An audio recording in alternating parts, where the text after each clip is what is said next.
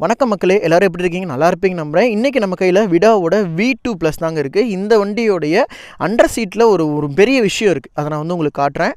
So boot open பண்ணுறதுக்கு இந்த model remote சென்சாருங்கனால button நீங்கள் ஆன் பண்ணால் போதும், உங்களுக்கு ரிமோட் ஓப்பன் ஆகிடலாம். இந்த இடத்துல ஒரு பேட்டரி பேக்கப்போட இது கொடுத்துருக்காங்களா, இங்கே கீ போடுற மாதிரி இருக்குல்ல, இந்த வண்டியோட ரிமோட் இதுதான். இதில் ஒரு கீ இருக்கும். ஜஸ்ட் நீங்கள் என்ன பண்ணுறீங்கன்னா, இதை அன்லாக் பண்ணி பார்த்தீங்கன்னா உள்ளே உங்களால் என்ன பண்ண முடியும்னா பேட்டரி ரிமூவ் பண்ணிக்க முடியும். ஸோ இங்கே நீங்கள் பார்த்தீங்கன்னா ஒரு சிங்கிள் பேட்டரியில் இப்போ நான் வண்டியை ஓட்டிகிட்டு இருக்கேன். இதுதான் இந்த விடாவோட ஒரு பெரிய அட்வான்டேஜே. உங்களால் பேட்டரியை டிட்டாச் பண்ணிக்க முடியும்.